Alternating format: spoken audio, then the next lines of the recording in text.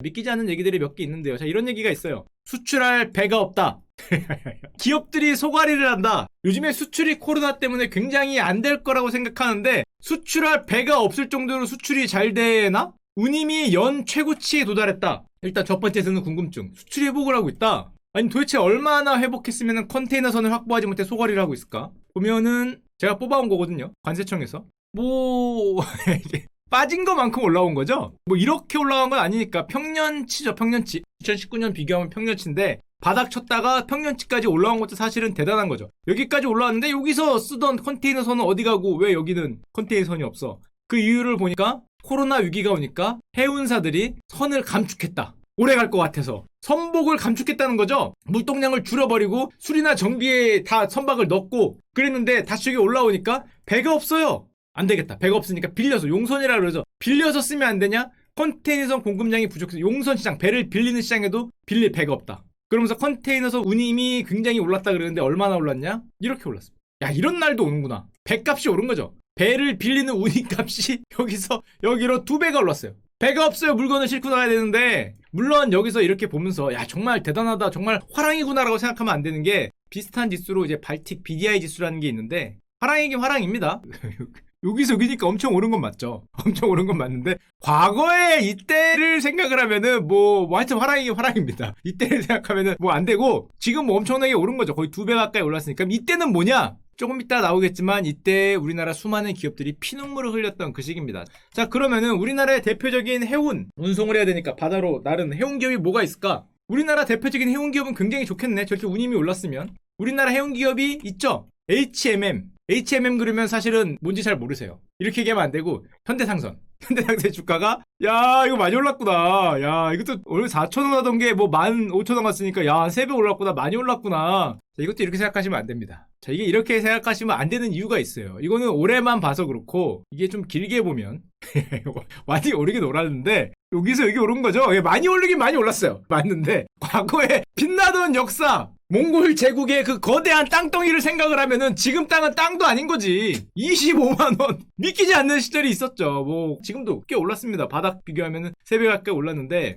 자, 그럼 이 얘기를 조금 해봅시다. 지금 우리 애널리스트 형들의 말에 따르면은 배가 없다. 운임이 초강세다. 2배가 올랐다. 그럼 배 지금 재빨리 다시 갖고 오면 되잖아요. 수리 같은 거 맡긴 게. 거의 모든 선박들이 운행 중이다. 컨테이너 수급이 엄청나게 타이트하다. 현대상선 돈 많이 벌겠네요. 영업이익 1.4조. 많이 버는구나.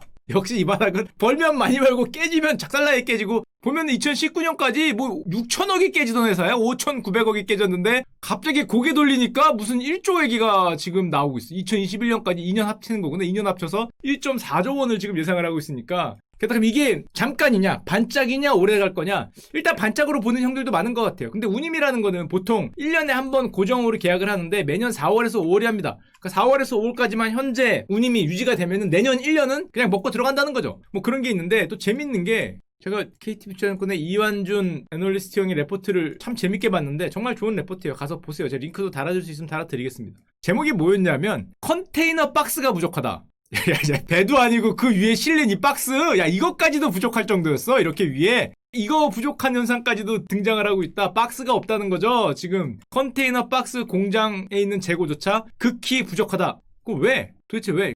그걸 얘기하기 전에 저 그럼 박스 만드는 회사도 있지 않냐? 있습니다. 저 컨테이너에서 박스 만드는 회사도 있어요. 보통 중국 회사예요. CIMC라 그러는데 이런 건 아실 필요 없어요. 컨테이너 박스 야 이거는 상상을 못했지. 이거를 회사가 여기 들어가면 진짜 대단한 거고 컨테이너 박스가 부족할 테니까 박스 제조회사 주식을 사야지. 이거는 정말 대단한 거고 그럼 컨테이너 박스가 왜 부족하냐? 코로나로 육상 물류가 지연이 됐기 때문에 컨테이너가 방치되는 게 많다는 거죠. 여기다 쌓아놓고 창고로 쓰는 컨테이너들이 많이 늘어서 컨테이너가 부족하다 뭐 이런 얘기를 합니다. 그런데 도대체 수출량이 뭐 옛날밖에 안 됐는데 왜 그렇게 물동량이 폭증했냐? 미국발 물동량이 폭증했다. 아시아에서 노스 아메리카 미국으로 가는 건데 야 이거 뭐야? 야 미국이 요즘 뭐하지? 미국이 미쳤거든요. 수입을 미친 듯이 한다는 거죠. 아까 이유는 보여드렸지만은 미국이 40년 만에 임금 수준이 일단 4%가 상승했어요. 쿠폰을 워낙 많이 뿌리니까 돈이 많이 늘었고 그다음에 이한준 형의 레포트에 따르면은 미국인들이 가구 수입을 많이 한다. 가구 수입이 뭐 그렇게 대수인가? 가구 수입 조금 느는 게 뭐 어때서? 근데 저는 몰랐는데 컨테이너 수요에서 저런 배 수요에서 가장 중요한 게 저도 이 레포트 보고 알았습니다. 가구다. 아 그래요? 컨테이너 기준 수입량 탑 100 중에서 가구 업체 비중이 27.5%. 1등이다. 가구가 그 정도 분이었어? 저 그런 분인지 몰랐는데? 그래서 컨테이너 업황은 미국 주택 경기, 미국 가구 경기가 좌지우지한다는 거죠. 월마트 이런 거보다 소매 더 많다는 거죠. 부피가 크기 때문에. 보시면은 주택 관련 가구 이런 게 1등입니다. 이게 1등이라고. 그럼 미국인들이 가구를 왜 그렇게 많이 사? 아, 그때서야 드는 생각이 있었어요. 맞네. 나도 얘기했는데. 코로나발 주택개량 열풍이 들어서 일도 운동도 집에서 한다. 전원주택 붐이 분다. 거기에서 뭘 만든다. 인테리어 우리나라 한샘도 좋잖아요. 아, 우리나라도 맞네. 좋네. 한샘이나 뭐 이런 인테리어 업체 좋으니까 미국 애들이 가구를 많이 사고 뭔가를 막 갖다 넣으니까 건축 인테리어 자재 업체가 호황이 되고, 그렇기 때문에 홈오피스 뭐 이런 거 만드는 거 주문이 쉴 새 없이 밀려들고, 그러면은 이걸 사려면은 아시아에서 보내야 되니까 컨테이너선이 갑자기 줄어들면서 운임 인덱스가 2배가 올랐다. 야, 그게 그렇게 가는구나. 이건 몰랐네. 아, 그러네. 가구에 대한 주문 관심이 늘었다는 게, 물론 이게 다는 아니겠지만은 연결이 돼서 가장 결정적인 영향 중에 하나를 미쳤다는 거죠. 그래서 운임이 2배가 되면서 그 결과 미국인들이 가구를 좋아하니까 현대상선 주가가 오르더라.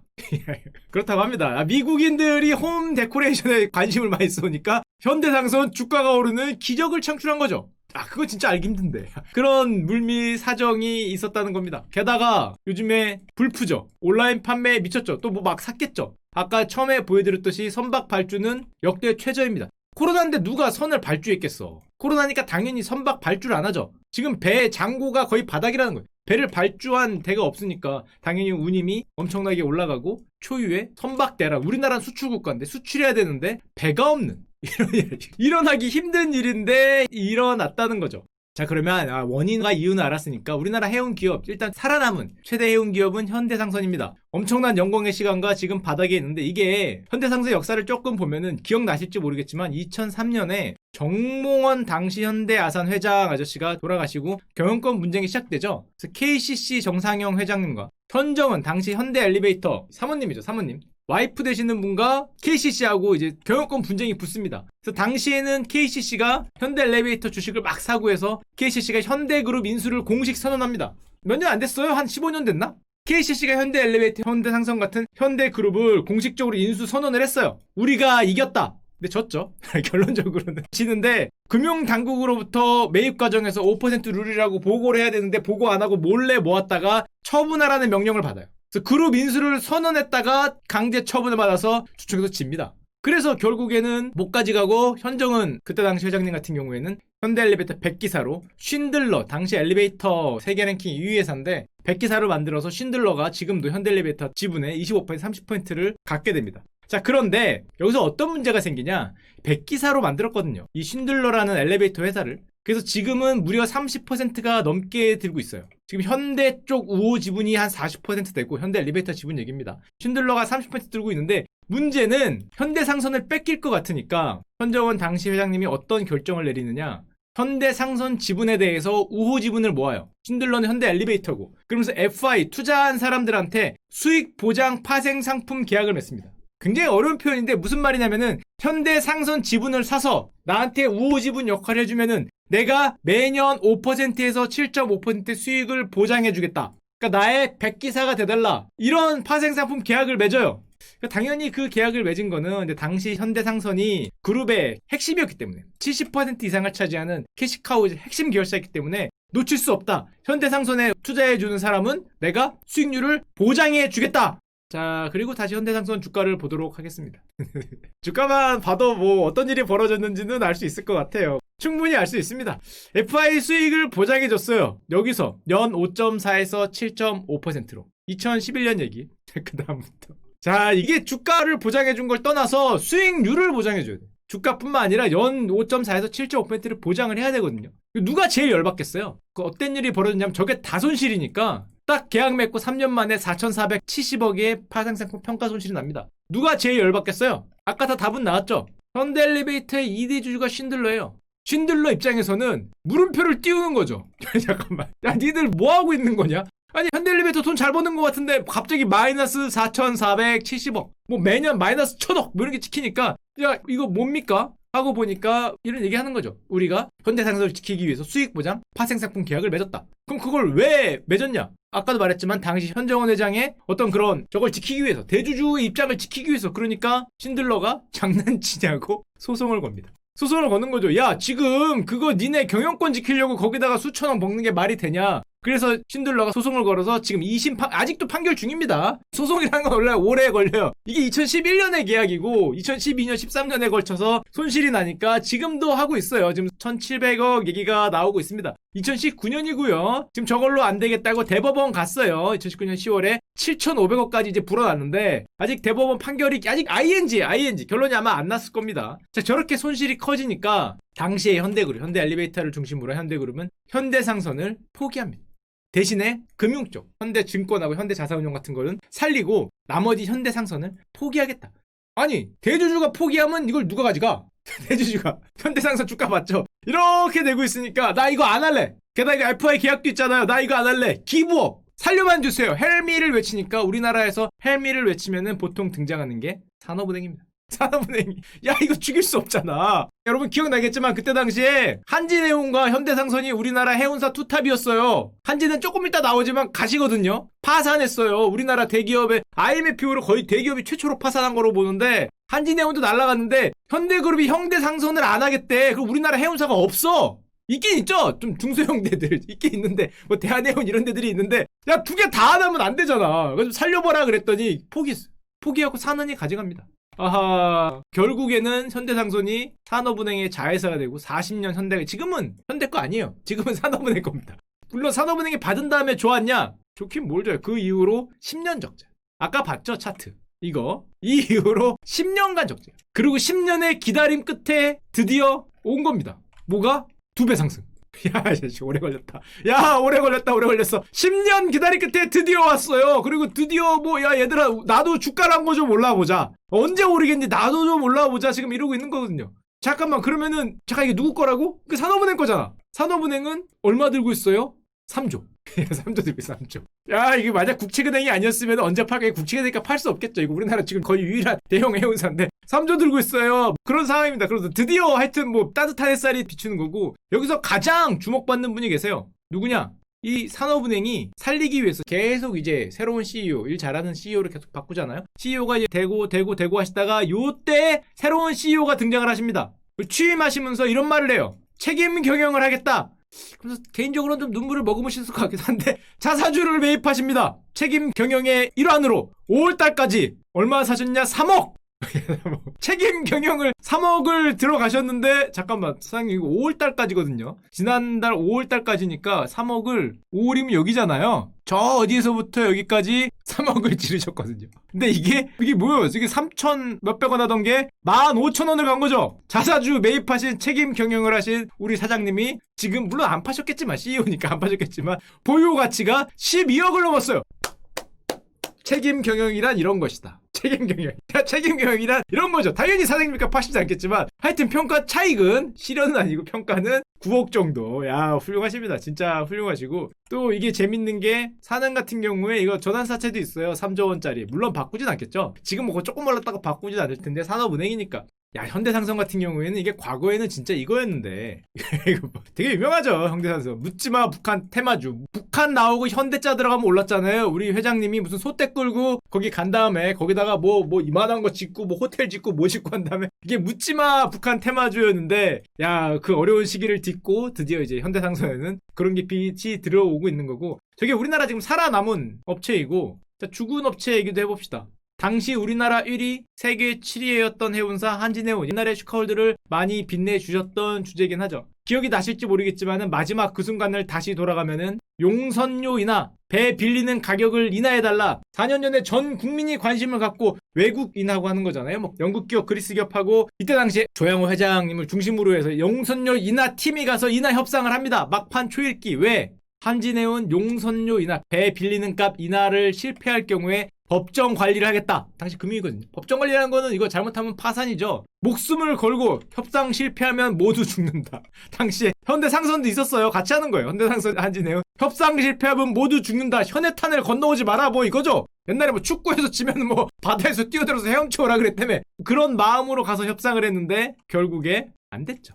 결국에 안 되고 법원이 결국 한진해운 법정 관리를 개시했는데 이때만 해도 이게 망할 줄은 몰랐어요. 그냥 법정 관리하면 보통 대주주가 바뀌잖아요. 산업은행에 들고 있던지 산업은행에 들고 있다가 대주주 지분 날리고 사는 돈 투자해서 살려줄지 뭐 이렇게 생각했는데 갑자기 보고서가 나옵니다. 그 당시에 회계법인에서 최종 보고서가 법원으로 가요. 실제 이렇게 써 있었다고 합니다. 최종 보고서, 청산하는 게 기업 운영보다 더 경제적이다.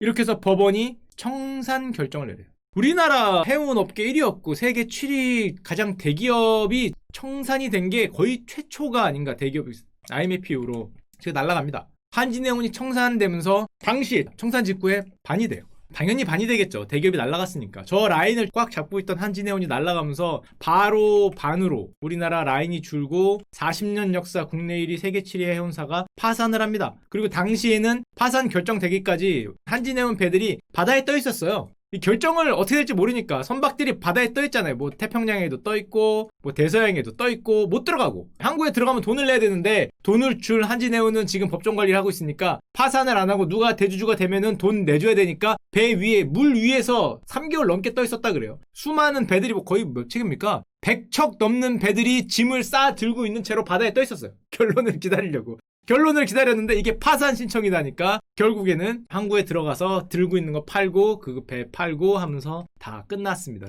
근데 이게 한진해운의 예를 잠깐 들어보면 당시에 어떤 일이 있었느냐.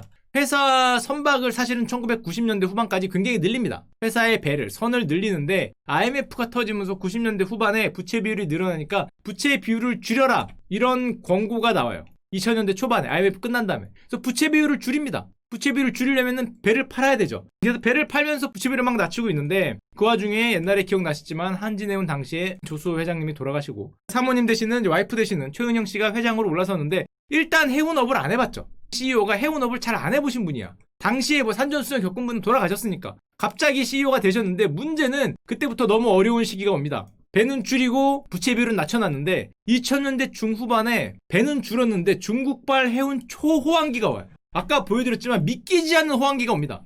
돈을 많이 벌어야 되는데 배가 없어. 배가 없으니까 벌기는 버는데 양껏 못 버는 거죠. 배가 없고 다 빌린 배들이니까 빌려주는 사람만 돈을 버는 거 아니야. 그러니까 마음이 급한 양해운사가 현대상선도 그렇고 한진해운도 그렇고 결정적인 실수를 합니다. 믿기지 않는 가격에 믿기지 않는 기간. 당시에도 이렇게 길게 하는 데가 없었는데 무려 10년의 장기 용선 계약, 장기 배 빌리는 계약을 해요. 이게 한진해운의 운명을 갈렸죠. 옛날에 보여드렸죠? 이게 배의 운임 지수입니다. BDI라고 발틱 드라이 인덱스인데 뭐 거의 비슷하다고 보시면 돼요. 여기서 가격이 오르니까 나는 배가 없는데 별로 없는데 가격이 오르니까 마음이 급하니까 여기서 10년짜리 이만한 장기 계약을 해요.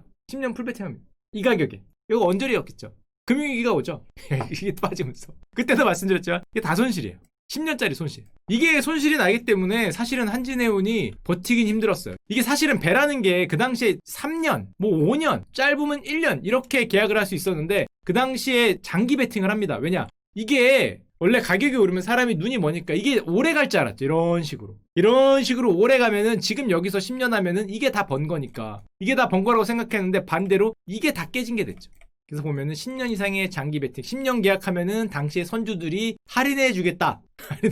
그 할인에 넘어가서 1, 3년 또는 5년 정도 하는 거를 10년을 계약했다가 그 다음부터 어떻게 돼? 저게 다 손실이니까 매년 용선료만 1조 원이 넘어갑니다. 1조 원에서 1조 8천억. 뭐 매출액의 20%가 배빌린 값이니까 그냥 뭐 무조건 적자인 거죠. 무조건 적자. 시세의 5배가 넘는 가격으로 배를 빌린 셈인데 무조건 적자니까 당시에 이제 최은영 회장님이 물러나고 조양호 회장님이 구원투수로 등장을 해서 아까 전에 얘기했던 용선료를 깎아달라. 배 빌린 배 주인들한테 가서 용선료 인하 협상 아까 전에 보여드렸던 이 차트에서 이거를 다 손실로 해서는 이 회사를 살릴 수 없으니까 이거는 산업은행이 도와주러 왔는데 보니까 돈을 넣으면은 이걸로 다 나가잖아. 이걸로 다 나가니까 이거 외국인들한테 주는 거거든요. 산은이 돈을 넣으면은 외국인들한테 그대로 나갈 것 같으니까 가서 협상을 좀 해봐라. 사실은 자본주의 사회에서는 있을 수 없는 얘기긴 하지만 이거 안 되고 이거는 너무하니까 좀 깎아서 30% 요 정도 깎아서 요거만으로 어떻게 해보자. 나라의 운명이 아니지. 한진해운의 운명을 걸고 가서 협상을 해봐라. 그게 아까 전에 처음에 등장했던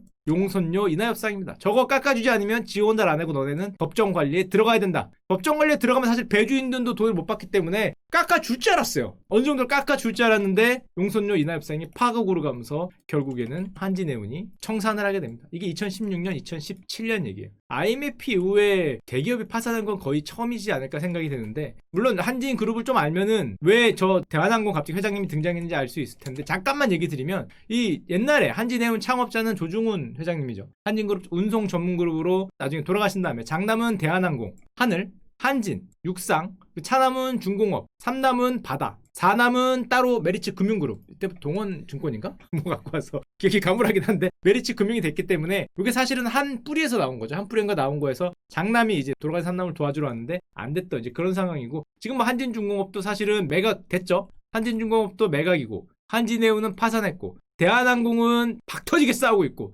2020년 말 대한민국을 가장 달구는 주제가 대한항공이 됐고, 뭐 메리츠만 살았고 나머지는 다 뭐 흔들흔들하고 이런 상황인데, 자, 그게 중요한 게 아니라 저 한진해운이 저렇게 날아가면서 당시에도 이 말이 있었어요. 3년 전에도 인력이 다 흩어졌다. 한진해운이 갖고 있던 배들은 모두 머스크, MSC, 네덜란드 업체입니다. MSC가 다 가져갔다. 인력도 흩어지고 선박도 흩어지고, 당시에 국내 선사 적재 역량이 뭐 62%가 감소했다. 한진해운의 유럽 노선은 청산이 됐고, 미주 노선은 아직 있습니다. SM상수 우리나라 기업인데 조금 인수했고, 한진해운이 날아가면서 물론 비단 저것뿐만 아니겠지만 글로벌 상위 5개 선사들이 서로 손을 잡고 하면서 점유율이 5개가 71%로 집중화되는 일이 벌어졌죠. 그리고 우리나라는 지금 굉장히 해운업에 어려움을 겪고 있는데, 예를 들면 이런 거, 미국의 롱비치 터미널이라고 한진해운이 망했기 때문에, 청산을 했기 때문에 당시 MSC 손을 잡고 있는 네덜란드 업체인데 MSC에 매각을 했어요. 얼마에 매각을 했냐면은 1달러입니다. 물론 이유는 있어요. 롱비치 터미널 운영하는데 돈이 들기 때문에 운영하는 돈을 한마디로 준 거죠. 너희들이 좀 운영을 해. 비용도 너희들이 대고 수익 나면 니들이 갖고, 이런 식으로 1달러에 가장 안 좋았던 그 리만 브라더스 그 어려웠던 시기에 매각을 했는데, 그게 여기 있는 겁니다.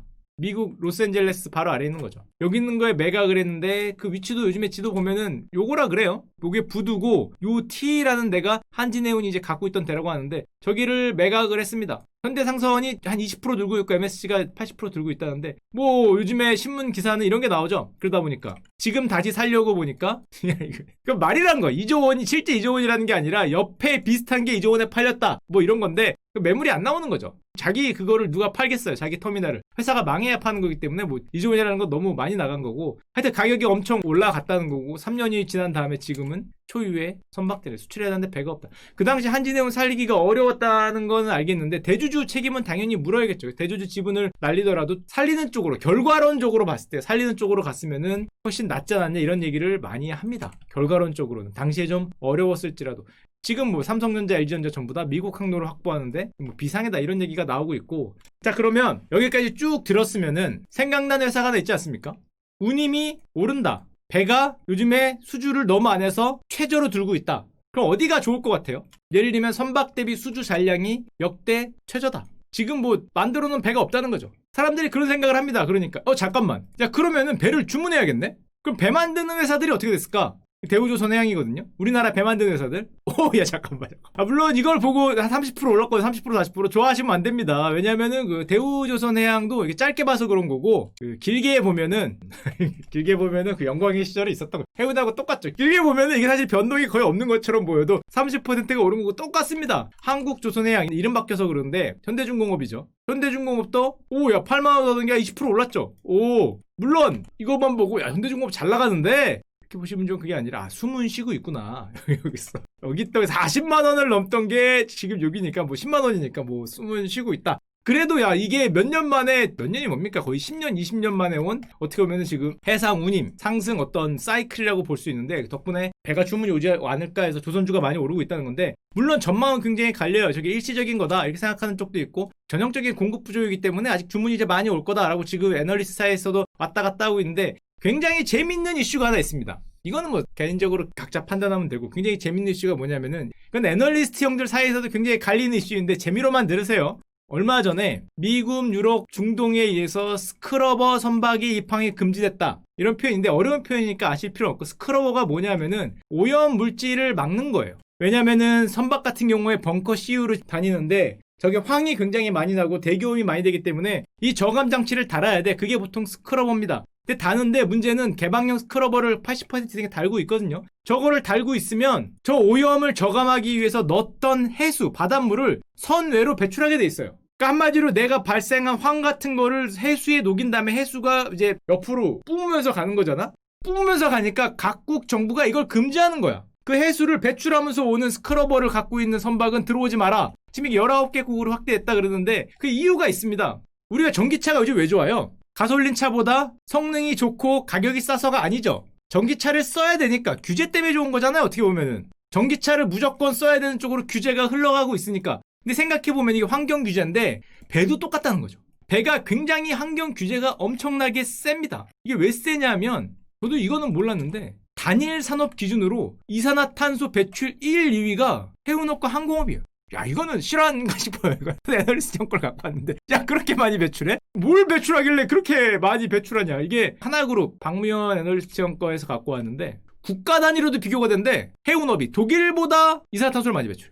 연료를 하마처럼 드신다는 거죠. 말 그대로 엄청나게 연료가 들어가니까 그걸 뿜뿜뿜뿜뿜으면서 다닌다는 거잖아. 항공도 그렇고 해운도 그렇고. 그러니까 여기에 환경규제 철퇴가 온다는 거예요. 환경규제 철퇴가 오면 어떻게 해야 되냐? 똑같죠. 전기차하고 의무적으로 오염물 배출량을 감축해야 된다. 이게 IMO 2020 그런데 환경 규제가 있는 거예요. 의무적으로 오염량 배출량을 무조건 감축해야 된다. 이제 고유황유 한마디로 오염물질을 많이 발생되는 원료를 쓰고 있는데 석유를 쓰고 있는데 그러려면은 스크러버를 옛날에 했는데 스크러버는 바다에 버리니까 그걸 각국이 막는다는 거죠. 그러면은 저걸 어떻게 해야 되냐? 똑같죠. 전기차처럼 아예 원료를 오염물질을 덜 배출하는 LNG 선박이 각광받지 않을까? 마치 가솔린 차가 전기차로 반강제적으로 바뀌듯이 야 지금 배들이 LNG로 쓰는 배로 반강제로 가야 되지 않냐. 게다가 보니까 LNG 가격이 천연가스죠. 굉장히 좋거든요. 굉장히 낮죠. 당연히 뭐 미국에서 셰일로 그렇게 많이 나오고 하니까 게다가 또 이게 미국이 엄청나게 많이 만들잖아요. 굉장히 좋으니까 결국에는 환경 규제 때문에 LNG선을 확보해야 되지 않겠냐? 뭐 이런 예상이 나오고 게다가 이런 예상을 하고 있었는데 거기에 엎친 데 덮친 격으로 바이든 형이 대통령이 됩니다. 바이든 형이면 환경이거든요. 테슬라가 올라가는 이유가 있죠. 이든이 형이 되면은 환경 할 테니까 그럼 선박도 그러면은 지금 저런 식으로 바꿔야 된다면 잠깐 그때서야 생각해 보는 겁니다. LNG선 세계에서 제일 잘 나가는 테슬라 같은 회사가 누구지? 야, LNG선은 한국의 빅3, 우리나라 빅3 업체들이 독식이랍니다. 이런, 잠깐만, 독식이라고. 야, 테슬라가 한국에 있었어? 야, 그거 몰랐네. 배에 테슬라가 한국에 있다? 이게 뭐, 이 애널리스트 형의 그걸 그대로, 이 형은 가장 그걸 주장하는 형이죠. 박무현 애널리스트님. 이게 한국 외에 경쟁 조선소가 없다? 한국에 테슬라가 있다는 거죠? 잠깐만. 야, 이거 너무 좀 많이 꾸민 것 같은데? 이게 정말 가능할까? 전기차와 같이 선박도 LNG 추진선으로 교체하는 현상이 나타날까? 만약 그게 된다면 진짜로 지금 뭐 다 죽어가고 있죠? 우리나라 조선업 다 죽어가고 있는데 전기차 시장에 고사 직전에 있는 테슬라가 살아난 것처럼 한국 조선업에 희망이 올 것인가? 야, 이것까지 듣고 보니까 이게 알고 보니까 전 이렇게 봤었는데 이게 이거라는 거죠?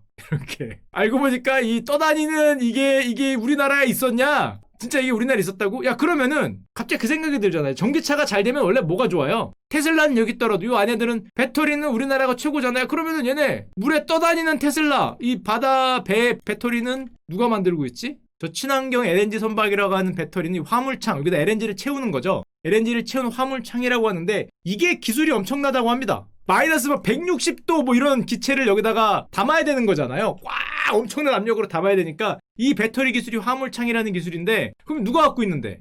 절대 강자가 프랑스의 GTT다. 거의 독점이라 그러는데 야 그러면 잠깐만 이거 망상입니다. 망상. 테슬라는 코레아에 있고 배터리는 프랑스가 있다. 약수하자는 거죠. 코레아와 프랑스가 손잡고 이제 다 해먹자 그런 식으로. 야 좋은데? 야 그거 괜찮은데? 뭐 프랑스 좀 주지 뭐 배터리 정도는. 테슬라도 우리나라 뭐 LG화학 좀 띄워주더만.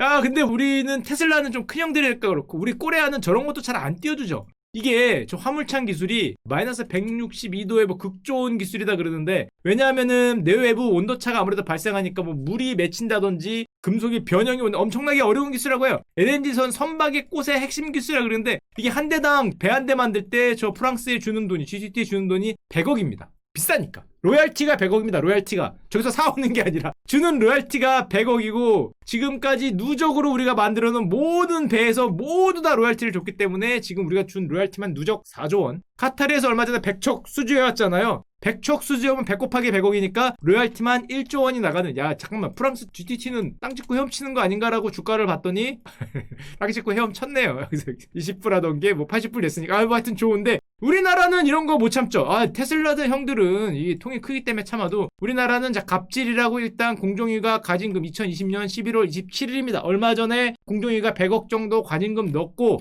그게 문제가 아니라 안 되겠다. 저 화물창마저도 꼬레아 한국형 K 화물창을 만들어야겠다. K 배터리인데 그것도 똑같이 만들어야겠다 해서 KC1 한국형 화물창, 한국형 LNG선 배터리를 열심히 만들고 있는데 자꾸 뭐 결함이 생기고, 그래서 KC1이 됐다 안 됐다 됐다 안 됐다 하니까 요즘에 또 잘 나가니까 LIC하고 다시 꼬레아형 KC2 좋습니다. 좋습니다. 훌륭합니다.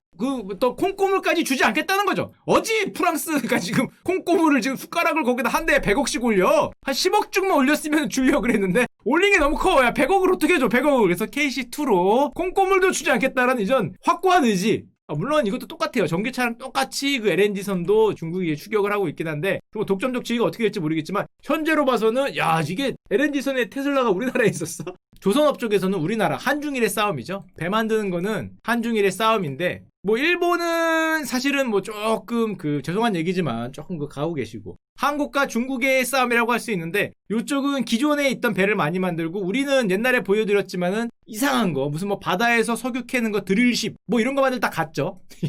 중국은 한국이 만들던 거 이제 베껴서 만드니까 그런 거 만들어서 그냥 저기 했는데 우리는 새로운 걸 탐험해보겠다. 그래서 바다에서 원유를 캘게요. 무슨 드릴십 뭐 만들었다가 마이너스 뭐 1조 뭐 이런 거 났죠. 뭐 만들었다가 마이너스 2조 뭐 이런 거 났었는데 그거 말고 LNG선에서도 굉장히 많이 돼 있어서 LNG선 시대가 오면은 한국이 이제 가장 좋다 이런 건데 물론 반대하는 애널리스트형도 있습니다. 예를 들면 이런 거예요. 야 흥분하지 마. 전기 자동차 시대도 2010년도 초에부터 얘기했는데 이게 2020년대에 와서 빛을 발했어. 만약에 2020년부터 LNG선 시대라고 예측했는데 이게 2030년에 오면 너는 망하는 거야. 뭐 이런 얘기하는 분도 있습니다. 야 흥분하지 마. 때가 그때가 아닐 수도 있다. 게다가 아직 코로나 안 끝났잖아. 증가는 할 것 같은데 강도가 좀 제한적이야 아직은.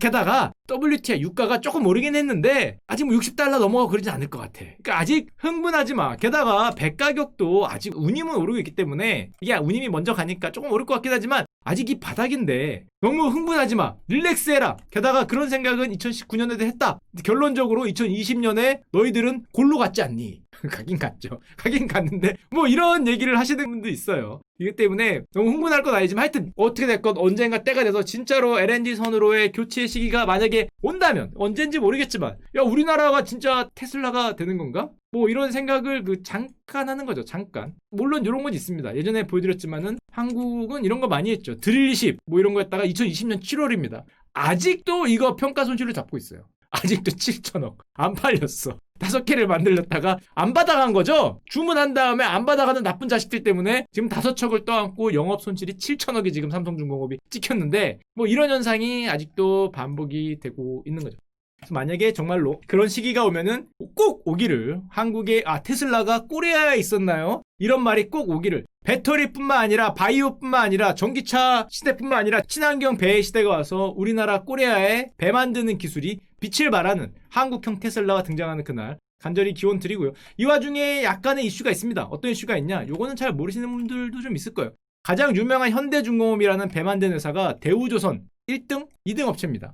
인수를 2019년 작년에 결정을 했어요. 대우조선을 사겠다. 1위가 2위를 사는 건데 만약에 2위를 사면은 어떤 일이 벌어지냐? 초대형 조선사라고 하잖아요. 만약에 인수를 한다면 지금 인수 시도 중이에요. 세계 점유율 21.2%입니다. 야, 이거 독과점 얘기가 나올랑 말랑할 수준이죠. LNG선 점유율은 이건 사람에 따라 다른데 60% 또는 8, 90%까지도 얘기해요. 만든 회사가 별로 없기 때문에 할 정도로 독점적인 회사가 등장을 할 수 있다. 그렇기 때문에 지금 인수를 한다 그러는데 대우조선해양의 대주주는 산업은행입니다. 산업은행이 팔아야 되는 거예요. 근데 현대중공업이 돈이 없잖아. 지금 어려워진 지가 몇 년인데, 조선업 안 좋은 지가 몇 년인데 돈이 없으니까 산업은행은 그러면은 너희들이 돈을 안 주더라도 이 조선합작 법인을 하나 세운 다음에 이 법인에다가 산업은행이 출자를 하는 거죠. 주식을 받은 다음에 같이 공동 주주 비슷한 거라서 대우조선해양을 지배를 니네들이 해라, 운영을 니네들이 해라, 우리가 주주가 돼줄게, 뭐 지금 이런 걸 제안하고 있는 거예요. 현대중공업은 돈이 없기 때문에. 자, 그렇게 되면은, 그래서 여러분들이 아는 현대중공업이라는 회사가 지금 상장이 안 돼 있죠. 한국조선해양이라는 회사로 상장이 돼 있는데 그게 이 회사입니다. 이게 이름을 바꾼 거예요. 현대중공업을 아래로 내린 거죠. 왜냐하면은 대우조선해양을 인수하기 위해서. 그래서 여러분들이 시장 가서 검색해보면 아마 그 회사로 나올 테고, 물론 인수하면 한 2조 원 정도 유상증자를 해서 대우조선을 지배하겠다는 건데, 야, 그렇게 되면 정말 독과점 회사가 등장을 하는 게 아닌가 생각이 되고, 저는 이 딜을 보면서 옛날에 갑자기 문득 든 과거의 딜이 하나 생각이 납니다. 대우조선해양이 어떤 회사였나? 때는 바야흐로 10년 전에 이 지금 현대중공업이 꿈꾸고 있는 세계 조선업을 지배하겠다라는 꿈을 미리 꾼 회사가 있었어요. 2008년 7월 17일 한화 하반기 최우선 경영 목표는 대우조선해양 인수다. 2008년입니다. 2008년만 보더라도 만약에 한화가 대우조선을 인수하는 데 성공했으면은 어떤 일이 벌어졌을지는 벌써 상상이 되시죠? 당시 인수 가격 6.3조 원. 2008년 7월 17일입니다. 자, 볼까요? 그때 당시 대우조선해양의 주식인데요. 여기입니다. 여기에서 한화가 6.3조 원 풀베팅으로 이거를 샀다. 야, 이걸 정말 샀다. 지금 여기거든요. 이거를 풀베팅으로 샀는데 조금 이따 보여드리겠지만, 산업은행이 지금 사실은 이거 살리려고 돈을 넣은 거예요. 7조 원 이상 넣었어요. 그럼 하나는 사는 거 6.3조 원에 7조 원 이상의 돈을 더 넣어야 돼요. 그러면은 거의 얼마입니까? 14조 원 가까운 돈이 여기에 들어갔어야 돈을 번 게 아니고 살아있어요. 여기 있는 거죠, 여기. 그래야 여기 있는 거거든요. 와, 진짜 저때 저걸 샀으면은 엄청난 일이었는데, 저때 어떤 상황이었냐? 하나가 6.3조가 있었냐? 아니죠. 당시 하나의 자금 기획서를 보면은 갤러리아 백화점 매각, 하나생명 지분 대생 판 거죠. 63빌딩 매각, 하나의 각종빌딩 매각, 다 모아서 6.3조를 FI 껴서 만든 다음에 대우조선해양에 박는다는 계획이었어요. 이게 실화입니다. 여기다가 그룹의 모든 거를 박아서 여기서 산다는 그런 계획이었는데 6.3조 원. 그럼 이게 왜 안 됐냐? 막강한 경쟁자가 있었어요. 형, 그 길은 아니야. 너를 내가 살려줄게. 형, 그 길은 아니야. 그게 누구였냐면 당시에 막강한 경쟁자인 포스코와 GS가 둘이 힘을 합쳐서 하나의 뒷덜미를 딱 잡았어요. 야, 내가 살게. 야, 그거 왜 네가 살려 그래? 좋은 건 나눠 먹어야지. 대우조선 인수를 위해서 뭉쳤다. 야, 4파전이다. 이걸 또 나눠 먹자. 근데 마지막 순간에 이게 운이 진짜 좋았던 게 2008년 10월 9일이잖아요. 만약에 이거를 2007년에 입찰을 했으면 날라갔지. 이건 무조건 날라갔는데 2008년 10월 9일이었어요. 그게 왜 중요했냐? 뭉치고 힘을 합치고 돈을 모으는 와중에 실시간으로 골로 가고 있었거든요. 잠깐만, 이게 실시간으로 가고 있었어. 이게 만약에 2007년 여기였으면 갔어요. 인수한 기업은 거의 갔습니다. 저건 살아남을 수 없는 규모예요. 대우조선해양을 가져갔으면 하나 정도 되는 대기업도 살아남기 힘들었어요. 진짜로 엄청난 어려움을 겪었겠죠. 살아났어도. 근데 문제는 2008년 10월이었기 때문에 실시간으로 가고 있거든요. 모두 힘을 모아서 손 올리고 도원 결의하면서 우리 절대 배반하지 않고 대우조선해양을 인수하기를 뭐 선언하노라 뭐 이러고 있었는데 실시간으로 가고 있단 말이에요. 실시간으로 비명소리가 들리고 있으니까 우리 일단 GS가 갑자기 좀 생각이 바뀌죠. 잠깐만. 형, 생각해보니까 저기 가고 있다. 안 되겠다. 탈퇴했어요. 진짜 마지막 순간에. 입찰 마감이 끝난 13일 오후 늦게 결정합니다. 밤 늦게까지 난상 토론을 벌인 거죠. 사야 되냐 안 사야 되냐. 마지막 순간이거든요. 마지막 순간. 이날 오후 늦게. 이 늦게라는 게 이유가 있습니다. 마지막까지 이사회에서 하다가 결국에는 참여하지 않기로 했다. 그때 왜 안 참여했냐? 가격이 비싸. 1조 원 깎아주면 살게. 야야야. 사는한테 한 말입니다. 사는이 깎아줬으면 큰일 날 뻔했어요. GS 회사 없을 수도 있습니다. 없을 수도. 사는한테 깎아주면 살게 뭐 이런 얘기를 했더니 당연히 안 깎아주죠. 지금 안 깎아주니까 포스코가 괜찮아요. 그 가격에 사자 하고 GS를 설득하다가 GS가 탈퇴를 해요. 야, 그러면은 사실은 GS 때문에 포스코도 살 수 있었는데 포스코는 욕심이 있었어요. 단독 입찰하겠다. 단독 입찰하겠다. 야, 그걸 굳이 살려주겠다 그러는데 섭을 쥐고 불러 뛰어들겠다는 거죠. 실시간으로 가는 걸 보면서도 괜찮아. 단독 입찰하겠다. 마지막 그 순간까지 진짜 의욕을 보여요. 단독 입찰. 그랬더니 서로가 이 배려가 있는 거야. 포스코가 죽으러 가니까 하나가 얘기를 합니다. 형, 그러지 마. 그 고통 내가 짊어질게. 포스코는 대우조선 입찰 자격을 상실했다. 항의하는 거죠. 너희 두 개사가 컨소시엄으로 들어왔는데 하나 나가리 됐다고 단독 입찰하는 게 어딨냐. 입찰 자격을 상실했어. 너는 그 짐을 짊어질 자격이 없어. 그렇게 얘기를 해요. 강력하게 항의를 합니다. 산업은행이 보고 있다가 하긴 2명으로 입찰을 했는데 나중에 바꾸는 건 그렇지 해서 포스코가 눈물의 입찰 자격 상실을 당합니다. 3일 만에. 공정성 침해 우려가 있다. 살려준 거죠. 절해야 돼요. 산업은행에 절해야 됩니다. 이거 지금 자격 상실한 거 진짜 절해야 되는데 당시에 하나 이제 현대중공 2파전으로 가는데 현대중공이 빠지면서 하나 입찰로 결정이 됩니다. 진짜 결정이 돼요. 그리고 하나는 입찰을 확정을 줘요. 나가리 난 게 아니에요. 확정을 줘요. 6조 3,002억의 인수 확정. 그리고 3,000억을 계약금으로 줘요.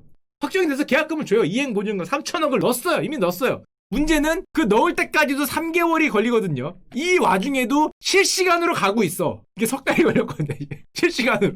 야, 그래서 웬만하면 하려고 그랬는데 이게 좀 적당히 가야지. 이게 리만 사태예요. 리만 사태. 이게 좀 적당히 가야지. 이게 한 이쯤에 갔을 때까지는 그래도 넣을게. 3,000억 박았어요. 그래, 그럴 수 있지. 주가의 움직임은 충분히 예상 가능한 뭐 이런 걸 하고 있는데 실시간으로 하면 이렇게.